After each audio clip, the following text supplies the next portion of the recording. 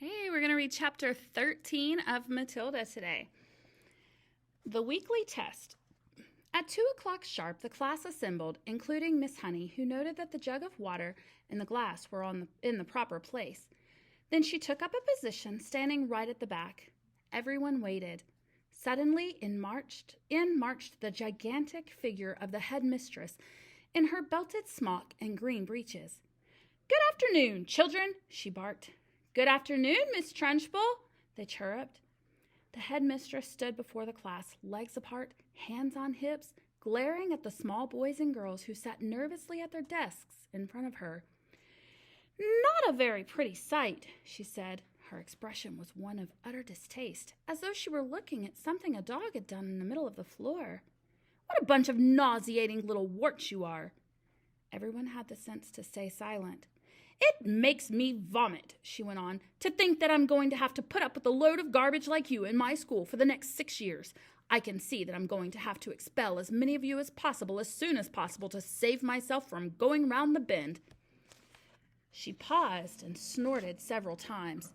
It was a curious noise. You can hear the same sort of thing if you walk through a riding stable when the horses are being fed.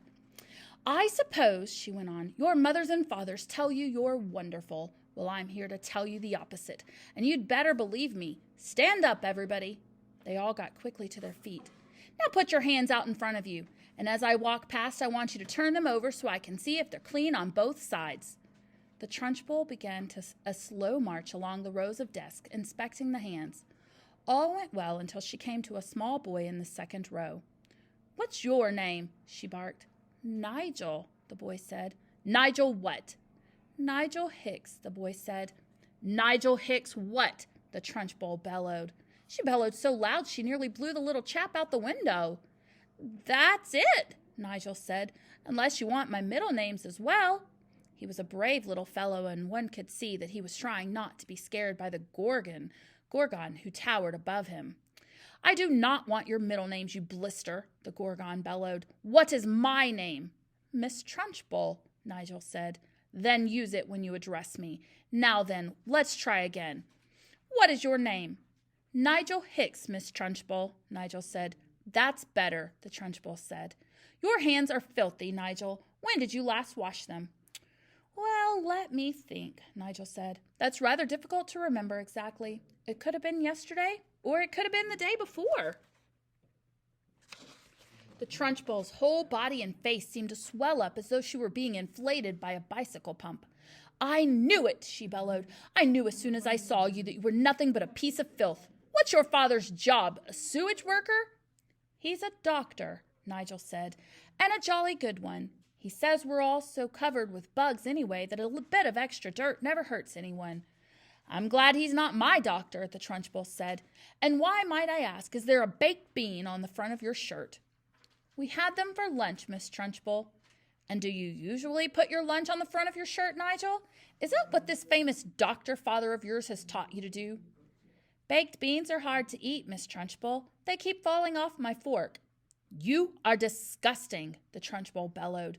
"You are a walking germ factory. I don't wish to see any more of you today. Go and stand in the corner on one leg with your face to the wall."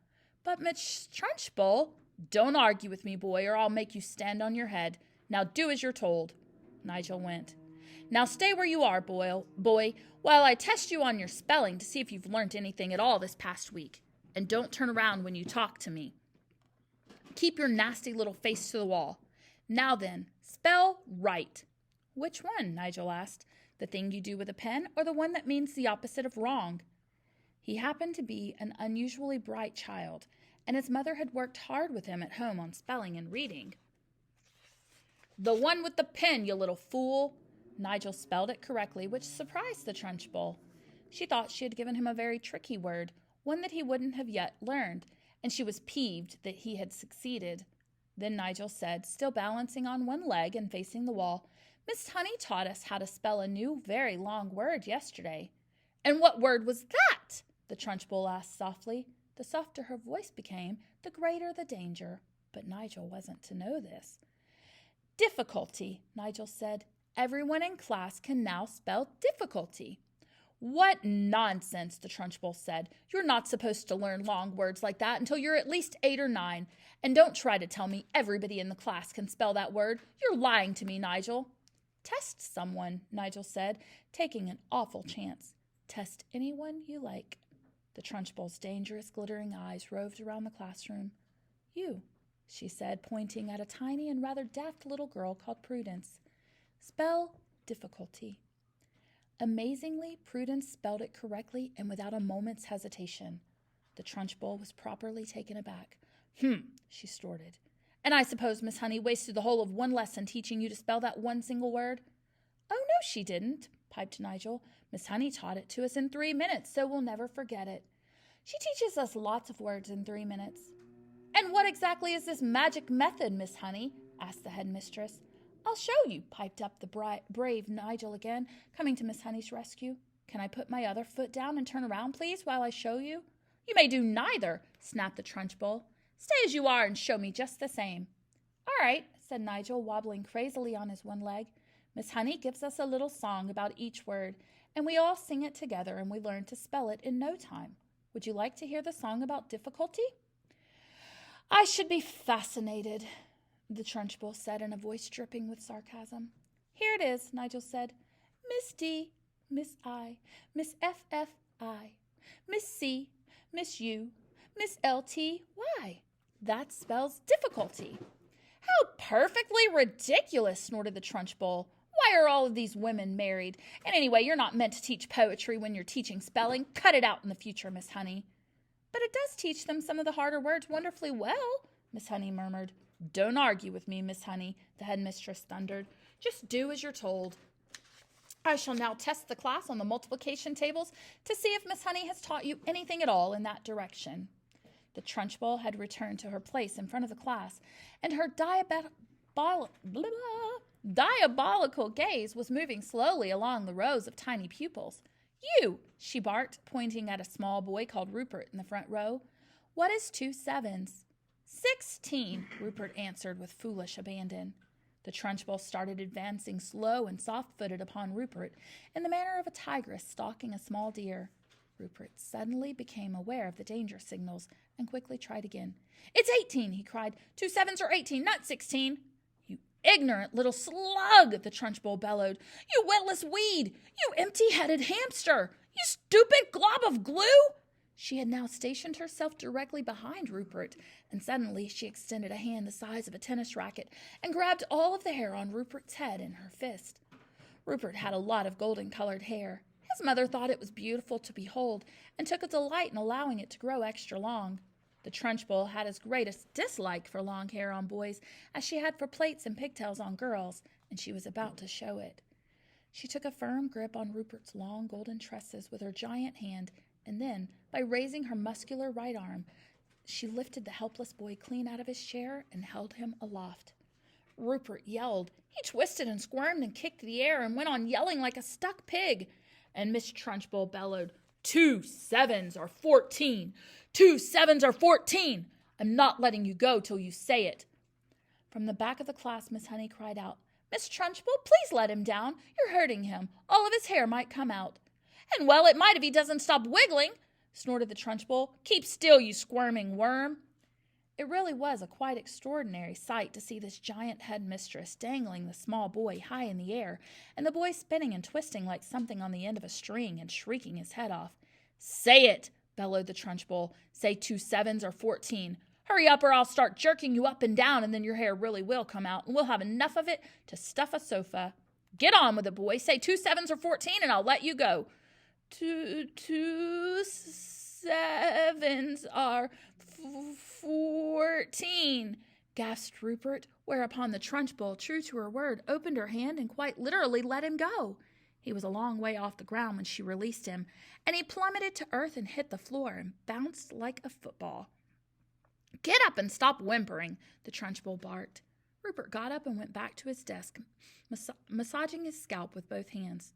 The Trunchbull returned to the front of the class. The children sat there hypnotized. None of them had seen anything quite like this before. It was splendid entertainment. It was better than pantomime, but with one big difference. In this room, there was an enormous human bomb in front of them, which was liable to explode and blow someone to bits at any moment. The children's eyes were riveted on the headmistress. "I don't like small people," she was saying. "Small people should never be seen by anybody. They should be kept out of sight in boxes like hairpins and buttons. I cannot for the life of me see why children have to take so long to grow up. I think they do it on purpose."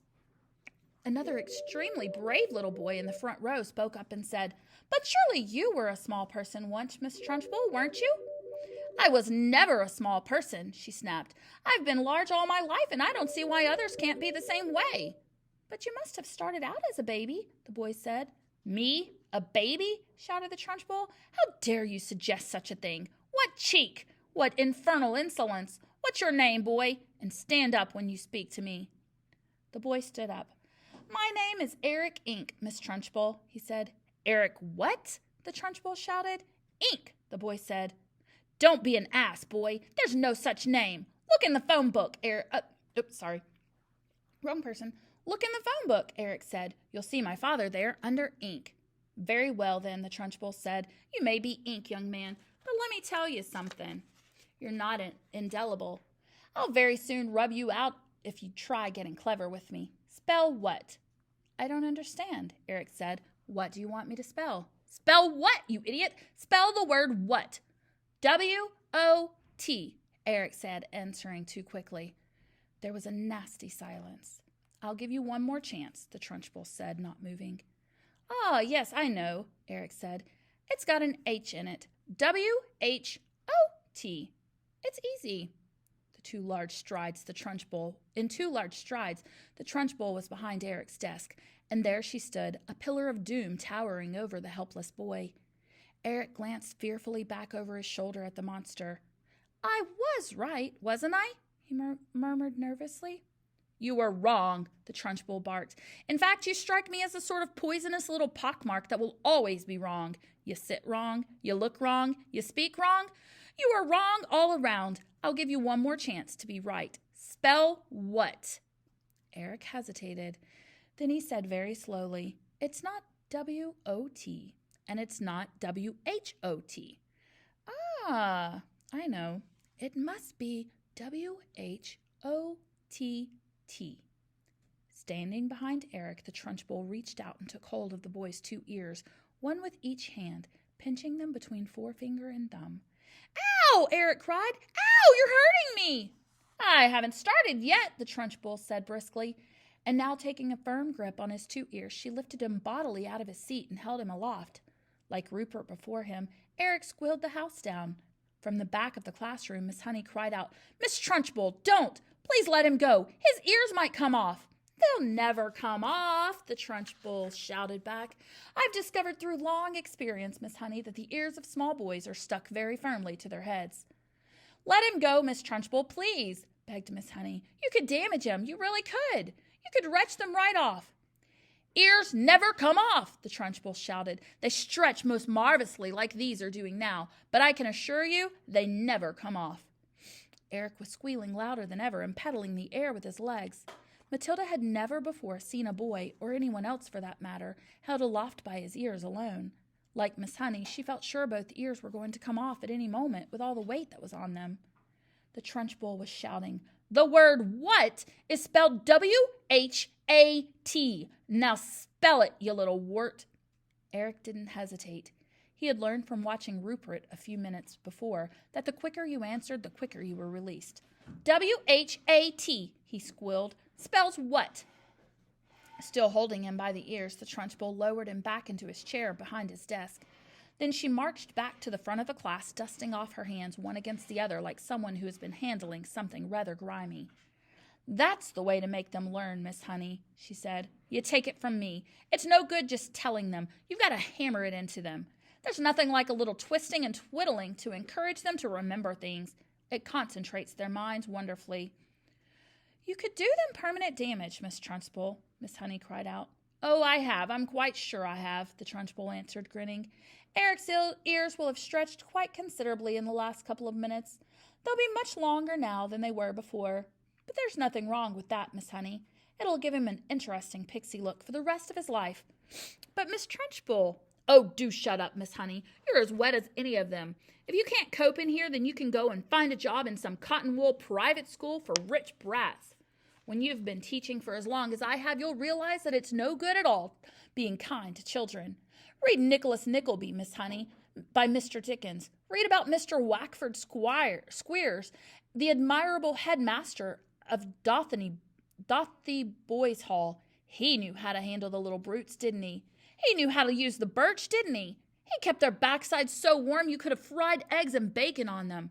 A fine book, that. But I don't suppose this bunch of morons we've got here will ever read it, because by the look of them, they're never going to learn to read anything.